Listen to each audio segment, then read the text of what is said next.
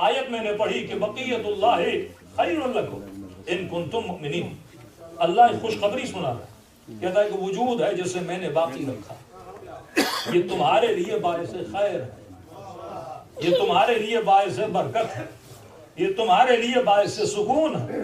کس کا وجود؟ جسے میں نے آج تک باقی رکھا. فرمایا کس کا وجود ہے؟ یہ حجت خدا کا وجود ہے. اب ہو سکتا ہے کوئی برادر اہل سنت یہ بولے کہ جناب کیسے ممکن ہے، 1000 سال گزر گئے، امام زندہ ہیں. ہم بھی بولتے ہیں کہ آئیں گے، لیکن یہ عقیدہ کہ آج تک زندہ ہے یہ ہماری سمجھ میں نہیں آتا. اب ظاہر ہے اگر کسی کی سمجھ میں نہیں آتا لڑائی تو نہیں کرو گے، آپ دلیل دو گے، دلیل نقلی اور دلیل عقلی. نقلی کا مطلب حدیث سے، قرآن سے، عقلی کا مطلب جو وزڈم جو اللہ نے دیا ہے اس کے ذریعے سے. پہلی بات کہ ان اللہ علی کل شیء قدیر، خدا ہر شے پہ قادر ہے. وہ چاہے تو 350 سال اصحاب کہف کو زندگی دے سکتا ہے، وہ چاہے تو خضر کو آج تک زندہ رکھ سکتا ہے، وہ چاہے تو عیسیٰ کو چوتھے آسمان پہ بلا سکتا ہے. تو اگر خدا زندگی دینے پر آئے تو خدا قادر مطلق ہے، وہ جسے چاہے زندگی دے سکتا ہے. لیکن کوشچن یہ ہے کہ کیوں زندہ ہے؟ سوال یہ ہے مثلا اتنی لمبی زندگی خدا کیوں دے گا؟ اصلاً امام کو پردہ غیب میں کیوں رکھے گا؟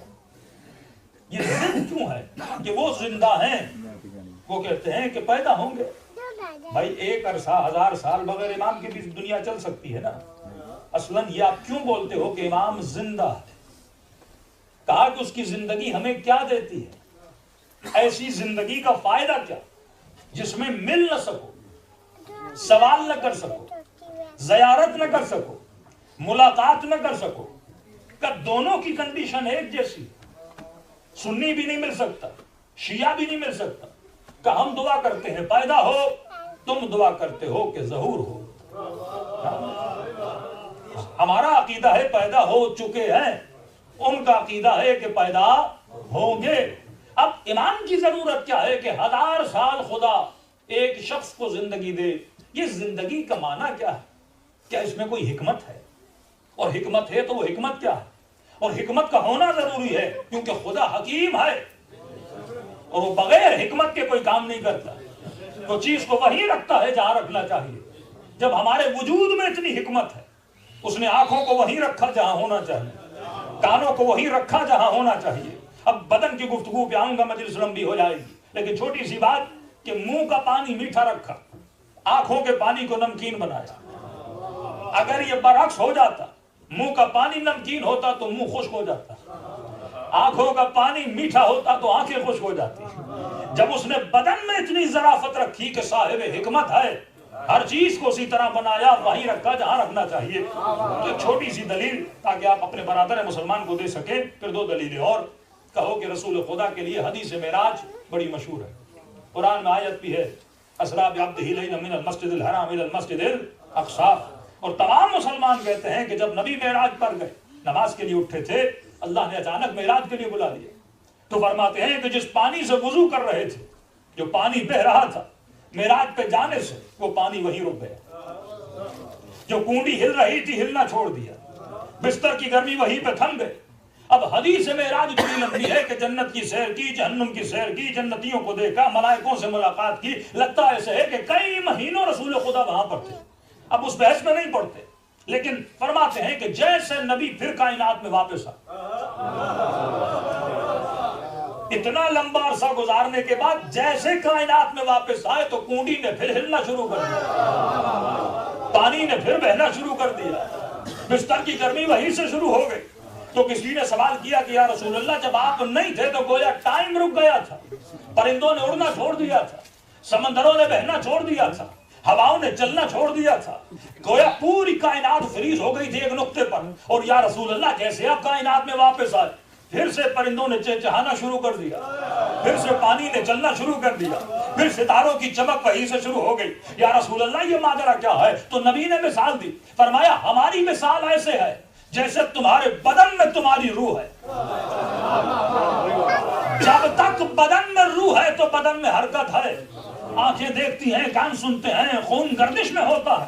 لیکن جیسے بدن سے روح نکل گئی، گردش روح ختم ہو گئی، گردش خون ختم ہو گئی، بدن کی حرکت ختم ہو گئی. فرمایا جب میں کائنات میں نہیں تھا تو گویا کائنات مردہ ہو گئی، اور جب میں کائنات میں واپس آیا تو کائنات کو زندگی مل گئی.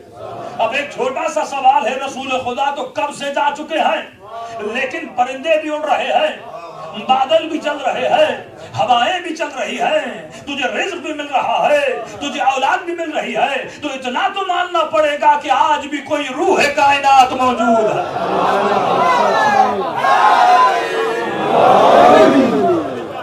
جس کے صدقے میں ہمیں اولاد مل رہی ہے، جس کے صدقے میں ہمیں رزق مل رہا ہے. اور اہل سنت کے بھی کئی صوفیاء اور عرفاء کے لوگ ہیں جو مانتے ہیں کہ ہر زمانے میں کسی نہ کسی قطب اعظم کا ہونا ضروری ہے. جب تک یہ قطب اعظم نہیں ہوگا تب تک کائنات میں فیض خدا نہیں ہوگا. امام وہ اتصال ہے خدا کے درمیان اور بندوں کے درمیان جس کے ذریعے سے فیض آتا ہے.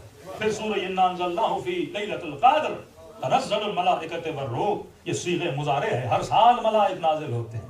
ہے کوئی مفتی جو بولے مجھ پہ آتے ہیں، ہے کوئی مولوی جو بولے مجھ پہ آتے ہیں، تو یہ کس پہ نازل ہوتے ہیں؟ یہ اسی قطب اعظم پہ آتے ہیں، یہ اسی امام اعظم پہ آتے ہیں، یہ اسی روح خدا پہ نازل ہوتے ہیں جس کی وجہ سے کائنات میں فیض چل رہا ہے.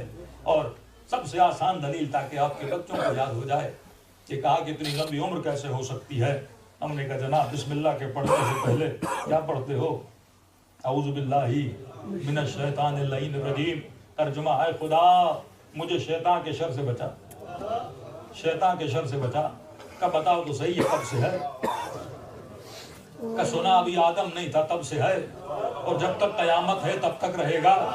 کہ عجیب مسلمان ہو، گمراہ کرنے والے کی عمر پہ تو ایمان ہے لیکن ہدایت دینے والے کی عمر پہ ایمان نہیں ہے. جو خدا شیطان کو زندگی دے سکتا ہے، کیا وہ رحمان اپنے بھیجے ہوئے نمائندے کو زندگی نہیں دے سکتا؟ پھر وہ دوسرا اعتراض کہ بھائی ایسے امام کا فائدہ کیا، جس سے مل نہیں سکتے، جس سے مسئلہ پوچھ نہیں سکتے.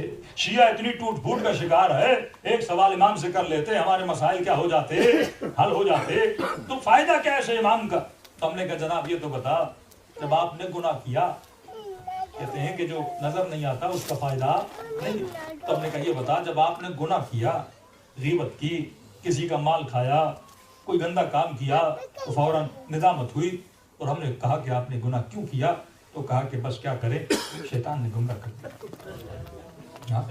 تھوڑی دیر کے لیے پتہ ہی نہیں لگا اس نے کیسے میرا من موڑ دیا، کیسے میری نگاہیں موڑ دی، کیسے مجھے اس گندی جگہ پہ لے گیا. کہ میرا قصور نہیں ہے، یہ بڑا بدبخت ہے جس نے یہ کروایا. تو پھر ہم نے کہا کہ جی تو بتائیے، شیطان نے ہاتھ سے پکڑ کے بولا تھا چل، کہ نہیں. کہ دھکا دیا تھا گناہ کر، کہ نہیں. کہ کوئی میسج بھیجا تھا واٹس ایپ پہ، کہ نہیں. کوئی چٹھی بھیجی تھی، کہ نہیں. اچھا یہ بتا دور سے کوئی اشارہ کیا تھا، کہ نہیں. کہ چٹھی بھی نہیں لکھی، میسج بھی نہیں کیا، آواز بھی نہیں دی، دھکا بھی نہیں دیا. پھر تو نے سارا الزام اس پہ ڈال دیا، جبکہ نہ تو نے شیطان کو دیکھا، نہ اس کا میسج سنا، نہ اس نے تجھے پریشرائز کیا، نہ اس نے بائی فورس اس سے گناہ کروایا. لیکن پھر بھی تم نے ساری تقصیرات اور گناہ کس پہ ڈال دیے؟ شیطان پہ ڈال دیے. کہ نہیں ہم اپنی طرف سے نہیں بول رہے. پھر بھائی کہاں سے بول رہے ہو؟ کہ قرآن کا حکم ہے یوسوس فی صدور الناس، یہ لئی غیب میں رہ کے ہمارے سینوں میں وسوسہ کرتا ہے. تو ارے جب گمراہ کرنے والا غیب سے گمراہ کر سکتا ہے تو کیا ہدایت دینے والا غیب سے ہدایت نہیں کر سکتا؟